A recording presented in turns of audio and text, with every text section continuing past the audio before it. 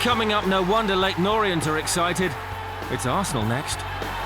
It's going to be a full house, and it's just be a really big thrill. A Liverpool legend remembers classic cup glory. And don't miss the quiz. Did you get that?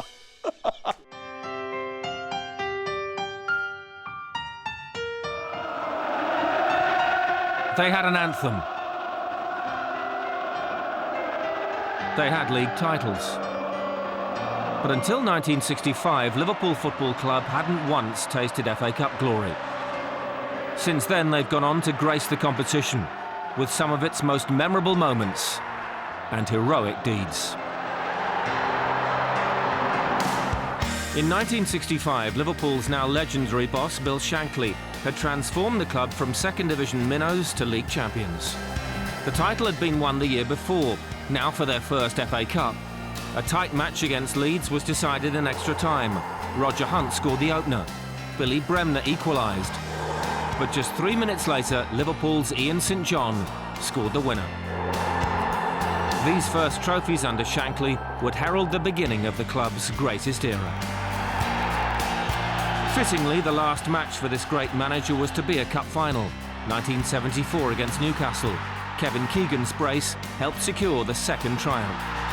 A moment to savour for the club's leader. Shankly had laid the foundations, and an era of even greater success would follow. Ian Rush became the club's next FA Cup hero in a golden era, the 1980s. Standing in the tunnel, walking out till they actually kicked off, I think that's completely different to anything you ever get in the world. It was absolutely incredible. Words cannot describe the feeling then. It was different for me in '86 because it was against Everton, the first Merseyside FA Cup final to be played. The two best teams, not in England, but I think in Europe at the time. Rush scored 2 goals to help Liverpool overcome their rivals 3-1 and secure the club's first League and Cup double. 3 years later came an emotional reunion with Everton in the wake of the Hillsborough tragedy. What was in the forefront of all the players' minds was the people who lost their lives watching Liverpool Football Club, and I think that gave us an extra incentive that day. There was no doubt, and no way Everton were going to beat us. You know, we were 1-0 up with a minute to go, and Stuart McCall got the equaliser. But even then, you know, at no stage did I ever think we were going to lose the game. I thought we were in control of the match, and you know, it was just fate that we were going to win it. And Rushy comes on and scores 2 goals, you know, and we win the game 3-2. Cup number 4. But Ian Rush wasn't finished there. In 1992, another final against Sunderland. No player had scored more than 4 cup final goals. Michael Thomas opened the scoring in spectacular style. Against Sunderland, it was again something special again because I knew that if I scored the goal, it would be another record for me, and to score 5 in the finals, it's for me, it's always there. Rush was class, you know, he was. You know, used to, the stand-up joke was, Rushy will take the midfield and the attackers, you just take care of the back 4 for us, and that's how good he was. 9 years later, at the Millennium Stadium, a new cup hero was to be born. The 2001 final, and both Arsenal and Liverpool served up a treat. Freddie Ljungberg looked to have won it. But with time running out, Michael Owen burst onto the scene. Seaman staying back on that goal line. It's Owen! It's 1-1 with 7 minutes to go. And the pace here of Michael Owen again. It's there! Michael Owen strikes again. And incredibly, Liverpool have turned it round. The boy is a genius. In 2006, the club's 7th triumph looked a distant prospect. West Ham were leading 3-2. The match was in injury time. Cue another legendary moment. Gerrard! Oh, goodness me! What a strike from Steven Gerrard! It was a classic cup final goal, and Liverpool won on penalties. Cup number 7 was in the cabinet. All roads lead to London for the FA Cup this year. Once again, the final will be at Wembley. And now in the capital, a 5th round derby between not the usual suspects, Chelsea, West Ham or Spurs. Instead, Arsenal travel to Leyton Orient 2 divisions below the glorious Gunners. It's about 6 miles from the Emirates Stadium to Orient's Brisbane Road, but geography is all the 2 clubs share. While Arsenal's gleaming stadium holds 60,000, 10,000 squeeze into Brisbane Road. There is no comparison, is there? I mean, whatever side they put out on the day we play them, it will be absolutely jam full of internationals. You know, everything's relative, what we do, you know, with the resources that we've got, we do to the very best of our ability, as I'm sure Arsenal do. Nevertheless, so far Orient have 2 major FA Cup scalps under their belt. They beat both Norwich City and Swansea City in January.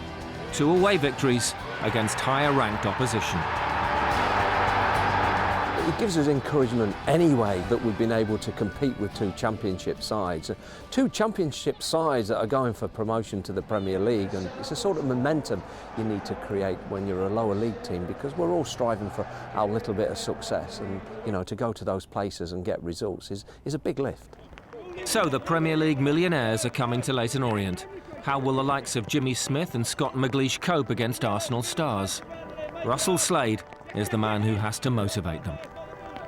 We will go in there and we will give them as much belief as we possibly can that we are capable of pulling off a shock, and let's be honest, it would be a massive, massive shock. We can't wait for the game though, for my players to be matched up against any 11 internationals that Arsenal have got to throw out on the day. He's just terrific for my players, terrific for me.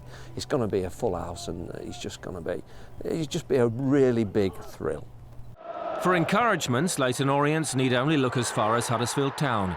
It was the 4th round at the Emirates Stadium, and Lee Clark's League One side came so close. I know Lee Clark. He might be worth a phone call, you know, because they did terrific on the day. They came so close to getting that replay, so Lee might be worth just a little tinkle. With so many illustrious neighbours, Orient have always struggled for their share of the limelight. And soon a Premier League giant could be moving into their territory, ensconced in London's Olympic Stadium. What I've said in all of this is we're a community-friendly family football club. We just need to be considered in the whole thing, because the legacy that might be left is it might destroy a 135-year-old Division 1 football club, and we don't want that. But the Cup has cheered. The target is to make the most of this chance against Arsenal, and for the players to showcase their talents. We've got better. It's a new group of players. We made a lot of new signings in the summer. We play with great spirit. Understanding has improved enormously as the season's gone on, and we'll be very proud of what we've achieved so far, and we want to be proud on the day, and we'll go out as a very proud side, and we'll hopefully give a very good account of ourselves. There is a little bit of history. In 1978, Orient went to the semi-finals of the competition, losing to Arsenal 3-0. Can they believe in revenge? We came so close to being knocked out in the first round, and here we are in the 5th round, and that's the beauty of the Cup, isn't it, really? And it's been great for us in these cold winter months to still be having the focus of an FA Cup game, and to be still in the competition has been fabulous. How far can we go? I really don't know. Finally, time for our quiz. And question 1. After some fantastic performances, non-league Crawley have a dream tie at Manchester United. A daunting prospect, but can you name the non-league team who forced a draw at Old Trafford in the last decade? A few of the boys were talking about this. Oh, who was it? Exeter. Who drew the Exeter? No. Exeter. Exeter? Yeah. Well done, Sergio. All correct. Exeter City in 2005 achieved the near impossible, a 0-0 draw. They lost the replay, though, 2-0. Question 2. Liverpool have won the Cup 7 times. 5 managers have contributed. Please name them. I'm just trying to think if Shankly won it. Bill Shankly. No chance. 5 Liverpool managers. Shankly, Paisley, Dalglish. Paisley. Dalglish, Kenny Dalglish. Benitez. Rafa Benitez. It's Did he? He'd have slaughtered me, Graham, if I hadn't got that right. That's it. How did I not get Graham Sinners? Oh, Scotsman. Unlucky Steve, Graham Souness was triumphant in 1992. Bob Paisley missed out. He was assistant to Bill Shankly in 74. The three other Liverpool bosses are Kenny Dalglish from the 1980s, and in the modern era, Gerard Houllier and Rafa Benitez. For question 3, we move down to League One, and 4 teams from that division are still in the Cup. Who are they? Well, obviously Brighton. It's Leyton Orient for sure. Leyton Orient. Leyton Orient. Colchester? No. Does Notts County count? Sheffield Wednesday? Sheffield Wednesday. Huddersfield? Or Hartlepool? Some of them I didn't want. No. No, gone. No, that's it, mate. Well, Leyton Orient, Brighton, Sheffield Wednesday and Notts County are all battling to remain in contention. For question 4, which one of those clubs was the last to compete in an FA Cup final? Well, it's not Leyton Orient, and it's not Notts County. That'd have been Sheffield Wednesday, wouldn't it? Yeah. Sheffield Wednesday. Correct. Sheffield Wednesday were beaten in a replay by Arsenal back in 1993. Finally, question 5, and Stoke legend Sir Stanley Matthews won the Cup, but how many times? That was loads, wasn't it? Was that loads? Is it something ridiculous or what? The Matthews final, wasn't it? I remember that on watching that on the old telly. 6. I would say 3. Once. Well, Matthews tasted FA Cup glory just the once, playing for Blackpool in 1953, famously setting up Stan Mortensen for his hat-trick in a dramatic 4-3 win. This week's clear winner is Tony Pulis.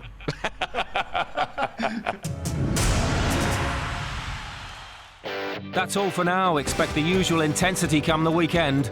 Quarter-final places are up for grabs. The lucky few are left to battle it out for this prestigious trophy, the FA Cup, sponsored by E.ON.